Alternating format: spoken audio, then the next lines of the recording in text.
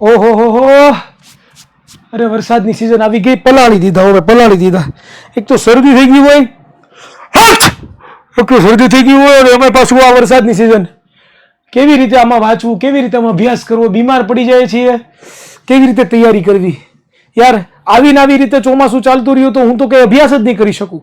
વિદ્યાર્થી મિત્રો, શું આવું તમારી સાથે થાય છે? શું તમને ખ્યાલ નથી આવતો કે ચોમાસાની અંદર કેવી રીતે અભ્યાસ કરવો જોઈએ?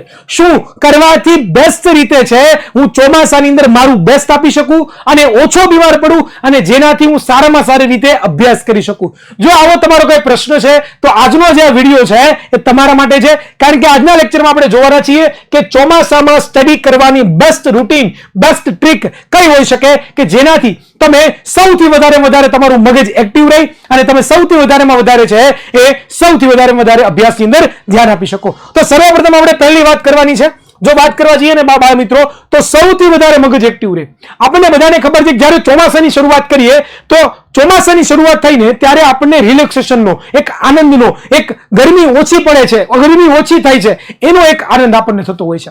ઘણી બધી વખત થતું શું હોય છે તો કે ભાઈ આપણે ચોમાસું હતું, ઉનાળો હતો તો ઉનાળા અંદર ગરમી સૌથી વધારે થતું હતું એટલે આપણા મગજ એટલું બધું એક્ટિવ ન રહે અને આપણને છે એ કઈ કરવાની ઈચ્છા ન થાય અને આખો દિવસ થાક જ લાગે રાખે. પરંતુ ચોમાસાની જેવી શરૂઆત થાય છે તો ચોમાસાની અંદર આપણને ફાયદો શું થાય તમને ખબર છે? એક ફાયદો એવો થાય છે કે આપણને ગરમીનો અહેસાસ ઓછો થાય છે. હવે આપણને ઠંડીનો અહેસાસ થાય છે જેનાથી આપણું મગજ છે ને એ એક્ટિવ થઈ જાય છે. અને જેવું આપણું મગજ એક્ટિવ થઈ જાય બાળ મિત્રો, તો આપણે ધ્યાન શું રાખવાનું ખબર છે કે આ મગજ એક્ટિવ છે ને એનાથી આપણે આપણા અભ્યાસનો સમયગાળો વધારવાનો છે અને અભ્યાસનો સમયગાળો વધારવાનો છે અને એની સાથે સાથે આપણે આપણું જે કન્સન્ટ્રેશન પાવર છે આ કન્સન્ટ્રેશન પાવરને પણ વધારવાનો છે. તો સૌથી વધારે પહેલો ગુણ આપણે કયો શીખવાનો છે તો કે તમારે લોકોએ જોવાનું છે કે હું સૌથી વધારે મગજનો એક્ટિવનો ઉપયોગ કરી શકું. તો પહેલું આની વાત થઈ ગઈ. ત્યાર પછી મારે બીજી વાત કરવી છે શું તો કે શરીરનું રક્ષણ.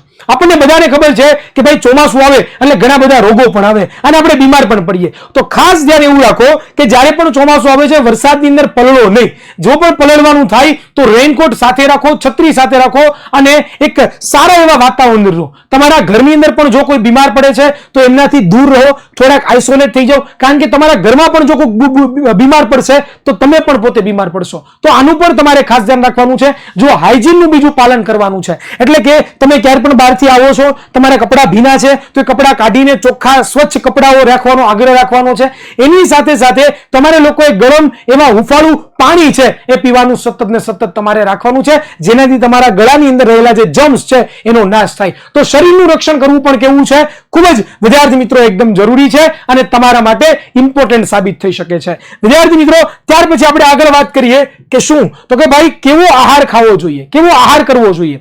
તો વિદ્યાર્થી મિત્રો, ચોમાસાની અંદર સર્વપ્રથમ તો તમે જે ખોરાક ખાવ છો એ ખોરાકની અંદર ફ્રૂટનું પ્રમાણ વધારે રાખવાનું છે. જે સિઝનેબલ ફ્રૂટ છે જેમ કે તમે ખલેલા ખાધા હશે, તમે લોકોએ નાશપતી ખાધી છે, તમારી ત્યાં છે એ ઓલા આલુ દવા લાલ કલરના જે આલુ છે એ આવતા હશે. તો આવા સિઝનેબલ ફૂડ ખાવાનું રાખો જેનાથી તમારા શરીરની અંદરની રોગ પ્રતિકારક શક્તિ છે એ વધશે, જેને તમે બીમાર પણ ઓછા પડશો. ત્યાર પછી જે વાસી ખોરાક તમે ખાવ છો આ વાસી ખોરાક ખાવાનું બંધ કરી દો. કારણ કે વાસી ખોરાકની અંદર શું હોય છે તો કે ભેજવાળું વાતાવરણ છે તો વાતાવરણમાં રહેલી જે ફૂગ છે, વાતાવરણમાં રહેલા જે જીવાણુ છે, બેક્ટેરિયાઓ છે, વાયરસ છે એ પોતે શું કરે છે તો કે વૃદ્ધિ અને વિકાસ કરે છે. ક્યાં તો કે જે વાસી ખોરાક છે ત્યાં. તો ખાસ યાદ રાખો કે ગરમ અને હેલ્ધી ખોરાક છે એ ખાવાનું પસંદ કરો અને જેનાથી તમે બીમાર ન પડો. ઘણી બધી વખત આપણી સાથે એવું થાય કે આપણે બીમાર પડી જઈએ અને ઘણી વખત આપણે સ્કૂલે પર જવું હોય પણ સ્કૂલે ન જઈ શકીએ એવી આપણી હાલત થઈ જાય. તો જેનાથી આપણો અભ્યાસક્રમ શું થઈ જાય તો કે બાકી રહી જાય. તો સર હવે મારે શું કરવું કે મારો અભ્યાસક્રમ મારે પૂરો કરવો હોય, એકદમ વ્યવસ્થિત રીતે કમ્પ્લીટ કરવો હોય તેના માટે મારે શું કરવું?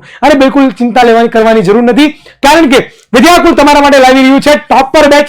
વિદ્યાર્થી મિત્રો, ડિસ્ક્રિપ્શનમાં એક લિંક આપેલી છે જેમાં તમને વિદ્યાકુલની એક એપ્લિકેશન વિદ્યાકુલ એપ મળવાની છે. આ વિદ્યાકુલ એપ્લિકેશન ઉપર ટોપર બેચ લાઈવ થઈ ચૂકી છે જેની અંદર તમે ધોરણ 9 માં હોય, ધોરણ 11 માં હોય, ધોરણ 12 માં હોય, ધોરણ 10 માં હોય, કોઈ પણ ધોરણમાં તમે અભ્યાસ કરો છો તો એ ટોપર બેચમાં તમે ભણી શકો છો અને તમારો આખો અભ્યાસક્રમ તમે લાઈવ લેક્ચર દ્વારા અને સાથે સાથે તમે લાઈવ લેક્ચર જો નથી જોઈ શકતા, કોઈ પણ કારણોસર મિસ થઈ ચૂક્યો છે તો પણ કઈ પ્રોબ્લેમ નથી, કારણ કે તમે રેકોર્ડિંગ લેક્ચર પણ છે ને એ જોઈ શકો છો. તો વિદ્યાર્થી મિત્રો, તમે મોન્સૂનની અંદર એટલે કે ચોમાસાની અંદર બીમાર પડો ને તો પણ કઈ ટેન્શન લેવાની બિલકુલ જરૂરિયાત નથી, કારણ કે તમારો અભ્યાસક્રમ છે વિદ્યાકુલ દ્વારા તમે સરસ રીતે ભણી શકો છો. તો ડિસ્ક્રિપ્શનમાં લિંક આપી છે, આજે જ 99 44 45 400 પર કોલ કરીને ટોપર બેચની અંદર એડમિશન લઈ લેજો. આગળ વિદ્યાર્થી મિત્રો આપણે વાત કરીએ તો ચોથું છે કે રોગ પ્રતિકારક શક્તિ વધારવા શું કરવું જોઈએ. તો સૌથી મોટામાં મોટું ઉપયોગી છે કે આપણા શરીરની ચોમાસાની અંદર રોગ પ્રતિકારક શક્તિ ઘટે છે, અને રોગ પ્રતિકારક શક્તિ ઘટે છે તો એને વધારવા માટે શું કરવું કે જેનાથી આપણને રોગ ઓછા થાય અને આપણે કન્સિસ્ટન્સી સાથે અભ્યાસ કરી શકીએ, આપણો સ્કૂલનો એક પણ લેક્ચર મિસ ન થાય, આપણા ટ્યુશનનો એક પણ લેક્ચર મિસ ન થાય, આપણે જે ઓનલાઈન અભ્યાસ કરીએ છીએ ત્યાંનો પણ એક પણ લેક્ચર મિસ ન થાય. તો એના માટે તમારે લોકોએ સર્વશ્રેષ્ઠ વસ્તુ કરવાની છે શું, તો કે ભાઈ તમે જે જગ્યાએ બેસો છો એ જગ્યા ઉપર થોડી ઘણી સનલાઇટ આવવી જોઈએ. હવે તમે કહેશો કે સર ચોમાસામાં તો ક્યાં સનલાઇટ આવે છે, સૂરજ દાદાનો પ્રકાશ દેખાતો જ નથી, પરંતુ બિલકુલ ડરવાની જરૂરિયાત નથી. બરોબર, આપણા શરીરની ખબર છે કે આપણા શરીર છે એ સૂર્યપ્રકાશમાંથી વિટામિન ડી મેળવે છે, જેનાથી આપણા શરીરની રોગ પ્રતિકારક શક્તિ વધે છે.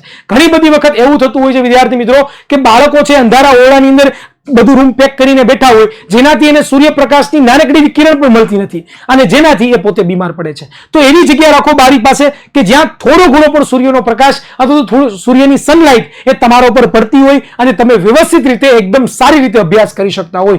તો આવી રીતનું જો વાતાવરણ તમે રાખશો ને, બરોબર, અને હાઇજીનનું ખાસ ધ્યાન રાખવાનું છે, સ્વચ્છતા પૂરેપૂરી જાળવવાની છે. ક્યાંય પણ બહારથી તમે આવો છો ઘરે તો હાથ પગ સાબુથી વ્યવસ્થિત ધોઈને અથવા તો વ્યવસ્થિત રીતે સાફ સફાઈ કરીને નાહી ધોઈને સ્નાન કરીને ગરમ પાણીથી સ્નાન કરીને તમે બેસશો અને તમે ફ્રેશ તાજગી અનુભવી શકશો અને એકદમ સારી રીતે એકદમ જોરદાર રીતે તમે છે ને એ અભ્યાસ કરી શકશો. તો તમને આઈ થિંક આશા છે મને કે આ વિડીયોમાં ખબર પડી છે કે ભાઈ મોન્સૂનની અંદર એટલે કે ચોમાસાની અંદર આપણે બેસ્ટ રીતે કેવી રીતે વાંચી શકીએ, બેસ્ટ રીતે કેવી રીતે તૈયારી કરી શકીએ કે જેનાથી આપણા અભ્યાસની અંદર ચાર ચાંદ લાગી શકે. તમને આ વિડીયો કેવો લાગ્યો છે કોમેન્ટ બોક્સમાં જણાવવાનું ભૂલતા નહીં, આ વિડીયોને લાઈક કરવાનું ભૂલતા નહીં અને સાથે સાથે આ ચેનલને સબસ્ક્રાઇબ કરવાનું ભૂલતા નહીં. મળીશું કંઈક આવા ટોપિક સાથે.